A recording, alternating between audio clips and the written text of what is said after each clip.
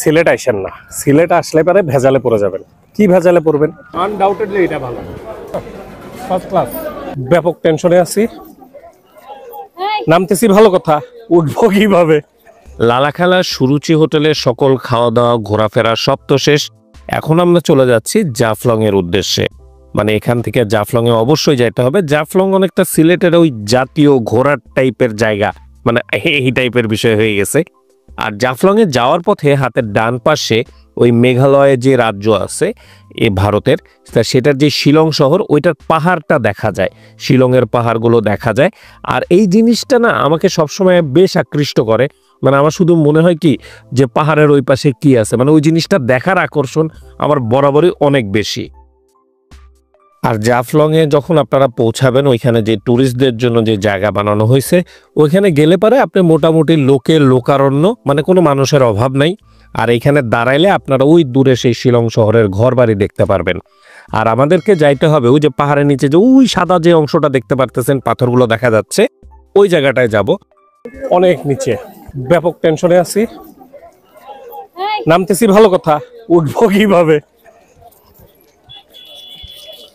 কারণ আমার শরীরের ভিতরে তো সব ওই মতিঝিলের খাবার দাবার আছে, ওই কাবাব আছে, ঢাকা শহরের বিভিন্ন ধরনের কোলেস্ট্রল আমার শরীরে এখন বাসা বেঁধেছে। আমি এখন নামতেছি তো মজায় মজায়, উঠবো কিভাবে? ও মাগো। আর নিচে আসার পরে আপনারা পাবেন বিশাল বড় মার্কেট, মানে বিভিন্ন টাইপের জিনিসপত্র পাওয়া যায়, ম্যাক্সিমাম হচ্ছে ইন্ডিয়ান। আমার যতদূর মনে হয় এগুলো হচ্ছে ওই যে পুটুস করে বর্ডারের ওই পাশ থেকে এই পাশে চলে আসা জিনিসপত্র। চাইলে এখান থেকে কিনতে পারেন, কোয়ালিটি সম্পর্কে নট শিওর। আর এটা হচ্ছে খাওয়া দাওয়ার জায়গা, তবে এখানে তো আমরা খাবো না, আমরা খাবো হচ্ছে আজকে পাঁচ ভাই রেস্টুরেন্টে। সকালের নাস্তা করছিলাম, রাতের খাবারটা পাঁচ ভাইতে। সরাসরি একদম বাস্তব একটা কথা বলি ভাই, সিলেট আইসেন না, সিলেট আসলে পারে ভেজালে পড়ে যাবেন। কি ভেজালে পড়বেন? সেটা হচ্ছে সিলেটের মনে করেন যে এইসব জায়গায় আসবেন, আপনার শারীরিক ক্ষমতা নাই এইসব জায়গায় নামার, কিন্তু এত সুন্দর আপনি নেমে যাবেন, তারপর আপনি বিপদে পড়বেন। আপনি আমার মতো চাকরি বাকরি করেন, এই সৌন্দর্য দেখলে পারে আপনার বারবার আসতে মন চাবে, চাকরি বাকরি গুল্লায় চলে যাবে, আপনি ধ্বংস। সো এক কথায় সিলেটে একবার আসলে আপনার জীবন হুমকির মুখে পড়ে যেতে পারে, কারণ আপনাকে বারবার আসতে হবে, এক ধরনের আকর্ষণ কাজ করবে, আমার থিঙ্কিং আর কি। এর থেকে না আসা ভালো। যেমনি আছেন ঘরের ভিতরে ঘরে থাকেন, অস্থির অবস্থা দেখছেন নাকি? মুখ ধোয়া লাগতেছে না, ঘাম। ব্যাপারটা হচ্ছে যে 280টা সিঁড়ি বেয়ে উপরে উঠছি, আর তাছাড়া তো ঢালু আছেই, সেগুলো হিসাব করলে 300, 350, 400 ছাড়া যাবে। তো এনিওয়ে আসবেন, তাও ঘুরে যাবেন, ভালো লাগবে, সুন্দর জায়গা। দ্যাট মিনস সুন্দরটাকে যদি আমরা ধরতে পারবো না, তারপরেও সুন্দর। জাফলং এর সৌন্দর্য উপভোগ করতে করতে আমাদের বেশ খানিকটা রাত হয়ে গেছিল। তো আমরা রাতে আবার হোটেলে গেছি, হোটেলে গিয়ে ড্রেস চেঞ্জ করছি, ফ্রেশ হয়েছি, আর এখন চলে যাব পাঁচ ভাইতে। কারণ অনেকে আমাকে রেকমেন্ড করছেন যে ভাই শুধু সকালের নাস্তা খাইলে হবে না, পাঁচ ভাইতে রাতের খাবার বা দুপুরের খাবারটা অবশ্যই খাইতে হবে। তো পাঁচ ভাইতে যায় আমার মোটামুটি কাঁপাকাঁপি শুরু হয়ে গেছে। পাঁচ ভাইয়ের যে বাইরের যে রাস্তাটা ছিল, সেই রাস্তাটা মানুষের চোটে ব্লক হয়ে গেছে, এবং ভেতরে মানে মেইন গেটের ভিতরে ঢুকে আর এক অবস্থা, মানে লোকারণ্য, আপনারা দেখলেই বুঝতে পারবেন। আর রেস্টুরেন্টের ভিতরে ঢুকে আমার কাছে মনে হচ্ছিল যে শত শত মানুষ শুধু দাঁড়ায় আছে, চেয়ার ধরে দাঁড়ায় আছে, যে কোনো রকম আমাদেরকে একটা টেবিলের ব্যবস্থা করে দেন, এই টাইপের অবস্থা। তো একজন বলল যে ভাই দোতলায় যান। দোতলায় গিয়েও দেখি একই পরিস্থিতি, তিল ধারণ করার ক্ষমতা নাই। তো আমাদের এক ওয়েটার ভাই আমাকে একটা জায়গা ঠিক করে দিল, বেশ প্রায় 10-15 মিনিট পরে, মানে কোনো রকম একটা বসার জায়গা পাইলাম। তারপরেও আমরা বিশাল কৃতজ্ঞ যে না, আমরা একটা জায়গা পাইছি। এই হচ্ছে সেই ভাই, ব্যাপক ভালো লোক। তো প্রথমে সে আমাদের কিছু ভর্তা, টিকিয়া এগুলো এনে দিছে। ভর্তাগুলো হচ্ছে 30 টাকা, আর এই চিকেন টিকিয়াটা হচ্ছে 20 টাকা। তো আমার কাছে মনে হইলো যে 20 টাকায় চিকেন টিকিয়া মনে হয় শুধু ওই পেঁয়াজ টিয়াজ দেয়াই থাকবে, কিন্তু এটা যখন ভেঙে আমি আমার মুখে দিলাম, তখন আমার কাছে মনে হলো যে না, চিকেন তো আছে, মানে 20 টাকায় আপনারা চিকেনও পাচ্ছেন, এটাই বিশাল। আর আরেকটা মজার জিনিস হচ্ছে এদের বেগুন ভাজা। এটার দাম যতদূর সম্ভব 15 টাকা বা 20 টাকা ছিল। যদি 5 ভাইতে আসেন এদের বেগুন ভাজাটা অবশ্যই মিস করেন না, দুর্দান্ত একটা জিনিস। তবে ছোট আইটেমগুলোর মধ্যে বেস্ট ছিল হচ্ছে এই ধনিয়া পাতা দিয়ে সরিষা বাটা, অসম্ভব মজার একটা জিনিস। আমি পরবর্তীতে সিলেটেই আসি বা 5 ভাইতে আসি, যাই আসি, আমি এইটা কখনোই মিস করব না। আর আপনি যদি ধনিয়া পাতা পছন্দ করে থাকেন 100% এটা ট্রাই করবেন।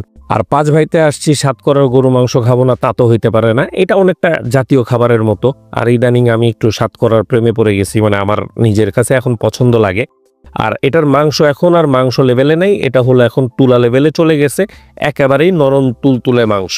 আর মুখে দেওয়ার পরে যেটা আমার কাছে মনে হলো যে এ পর্যন্ত যে আমি 3-4টা রেস্টুরেন্টে খাইছি তার মধ্যে সাতকরার গরুর মাংস যদি আমি বলি বেস্ট, তাহলে 5 ভাইয়েরটা। এটা একান্তই আমার ব্যক্তিগত স্বাদের উপরে ডিপেন্ড করে আমি বলতেছি, আপনার এক্সপিরিয়েন্স সম্পর্কেও আমাকে জানাবেন। আর লাস্টে হচ্ছে এই 500 টাকার বোয়াল মাছ, মানে 500 টাকায় বোয়াল মাছ মানে অনেক দাম হইতে পারে, আপনার কাছে মনে হইতে পারে, কিন্তু সাইজটা দেখেন। এই বোয়াল মাছগুলো মাঝে মাঝে আসবে, আপনারা সবসময় হয়তো এই সাইজের বোয়াল মাছটা পাবেন না। জাস্ট আপনি সাইজটা দেখেন, তাহলে আপনি আন্দাজ করতে পারবেন। মোটামুটি 2 থেকে 3 জন পর্যন্ত এই বোয়াল মাছটা আপনারা খাইতে পারবেন। আর এটার সম্পর্কে অনেক রেকমেন্ডেশনও পাইছিলাম যে ভাই ভালো বোয়াল মাছ মাঝে মাঝে পাওয়া যায়। তো আমার বন্ধু ওই মাছের শক্ত জায়গাটা নিয়ে আমাকে না ওই তেলে জায়গাটা দিছে, মানে অ্যাকচুয়ালি সে আমাকে ভালো জায়গাটাই দিছে, সে বলে তেল খায় না। তো আমার কথা যে বড় মাছই আপনি খাবেন, তাহলে এই তেল খাবেন না মাছের, তাহলে আপনি কি মাছ খাওয়া শিখলেন?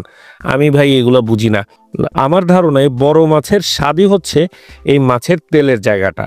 আর আপনার যদি বোয়াল মাছ পছন্দ নাও হয়ে থাকে, তাও 5 ভাইতে এসে একবার ট্রাই করেন, আমার দৃঢ় বিশ্বাস আপনার ধারণা বদলায় যাবে। আচ্ছা, এখানে একটু একটু হাঁটতে হাঁটতে মোটামুটি একটা এন্ডিং দেই। সেটা হচ্ছে যে মনের কথা হচ্ছে যে সত্য কথা বলতে যে আমাদের যে 5 ভাইয়ের যে সকালের নাস্তাটা ছিল, নাস্তাটা তো অবভিয়াসলি আপনারা হয়তো জানেন যে আমার কাছে তেমন একটা সুবিধা লাগে নাই। তো আমি যখন ডিনার করতে আসছি তখন আমার কাছে এরকম একটা ওইরকমই এক্সপেকটেশন ছিল যে হয়তো ওইরকম হাইপে চলে যাবে, ভালো লাগবে না হয়তো খাবারটা। কিন্তু জেনুইনলি এদের খাবারটা দুর্দান্ত মজা। এদের যে সাতকরার যে গরুর মাংসটা, ওটা আমার কাছে ফার্স্ট ক্লাস লাগছে জেনুইনলি। যদিও আমি যতদূর শুনছি যে 5 ভাইয়ের নাকি কালাভুনা বা কোয়েল পাখি এগুলা বেশি ফেমাস, বাট আমি আসলে মানে অন্যান্য রেস্টুরেন্টে যেটা খাইছি আমি মেনুটা প্রায় সেম রাখতে চাচ্ছিলাম। তাছাড়া এদের যে বোয়াল মাছটা খাইছি, বিশাল বড় বোয়াল মাছ, একা কোনোভাবেই শেষ করা সম্ভব না, অসম্ভব মজা।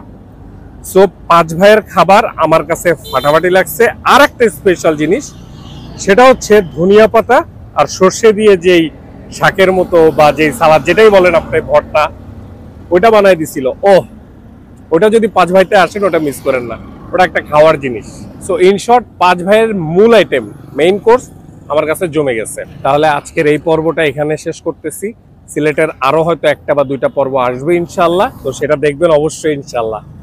তাহলে ভালো থাকবেন, সুস্থ থাকবেন, ভিডিওটা লাইক করে দিয়েন, শেয়ার করে দিয়েন, মনে যদি কিছু থাকে অবশ্যই কমেন্ট করে দিয়েন। আর ইউটিউবে দেখে থাকলে সাবস্ক্রাইব, আর ফেসবুকে দেখে থাকলে ফলো করে দিয়েন। আল্লাহ হাফেজ।